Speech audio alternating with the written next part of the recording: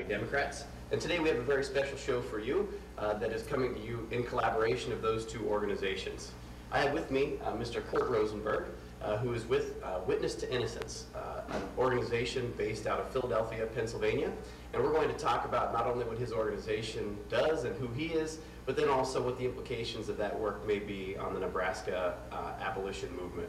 So Curt, thanks a lot for coming on the show. Thank you for having me. All right.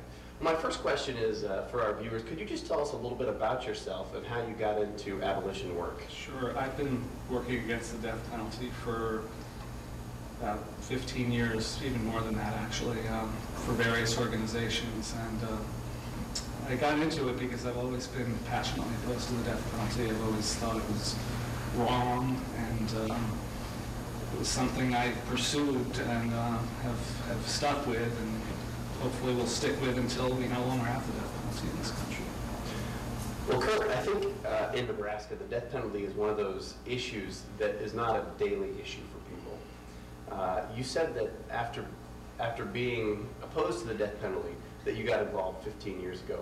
What was it that actually caused you to want to work against the death penalty? Well, I think that there's nothing more immoral or more egregious than our government taking the life of a citizen.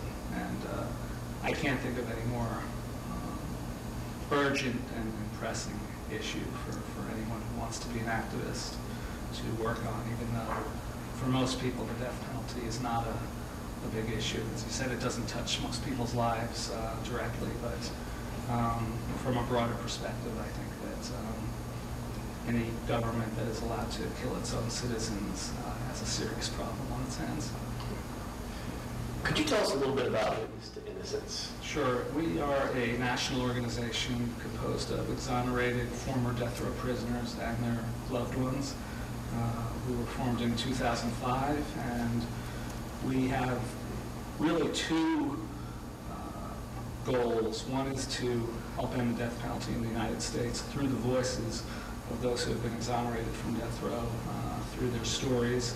And we have a speakers bureau of anywhere from 10 to 15 people who have been exonerated from death row, and we send them around the country to speak and tell the public and put a human face on the issue.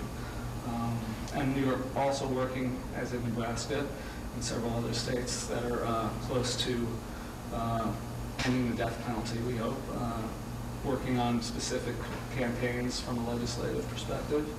And the other piece, second kind of big facet of what we do, is to provide support for the death row exonerees and their family members, and we do this in a number of ways. We have several gatherings each year where we bring folks in from all over the country to meet with each other, provide mutual support, and really create a community. And it's, as I often say, a very unique fraternity of people who belong to this organization.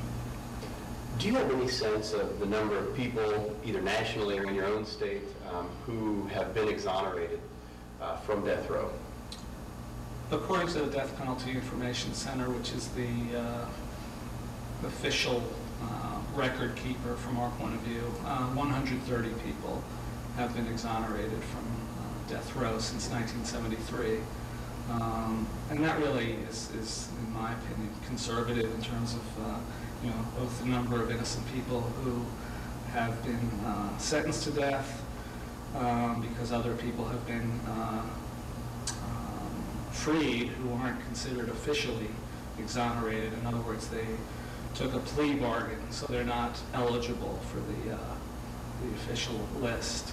So there's sort of a second tier of people and a third tier. And then, of course, there's 3,300 people on death row, approximately, in the United States today. We don't know how many of those people are innocent. I would guess probably 10%. So several hundred more on death row across the country who are likely to be innocent. And then, the ultimate question is how many have been executed who were innocent. And I think it would be naive to believe that no one has been executed who was innocent.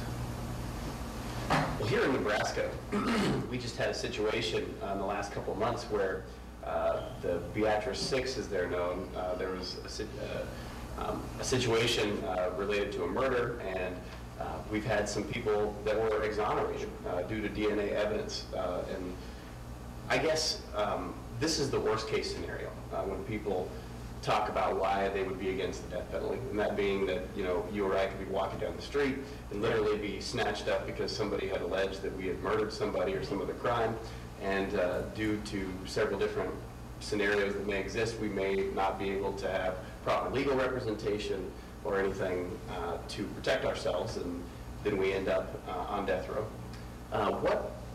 What kind of stories do you hear? I'm sure you have a wealth of relationships with people in your organization. Are there any stories that strike you as particularly relevant? To Nebraska per se, or in general? Just maybe in your career, in your 15-year career, the things that sort of stick with you, and when you're searching for your motivation to continue on, things that come up in your mind.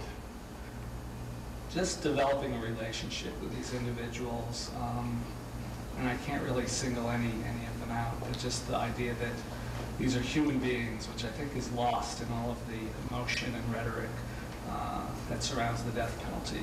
The death penalty is an abstraction for most people. It's a concept that they don't really grasp. It's motivated, again, by emotions and fear, and people's perspectives are just not based on the reality that we're putting human beings to death. And in some cases, and in the situation in which I work, we're talking about innocent human life that's potentially being extinguished. So I would say it's the relationships with these people that I've developed over the years takes it much more into the realm of just much more genuine and reality, as opposed to death penalty being some abstraction or statistics, and that's for me the most compelling part of what I do.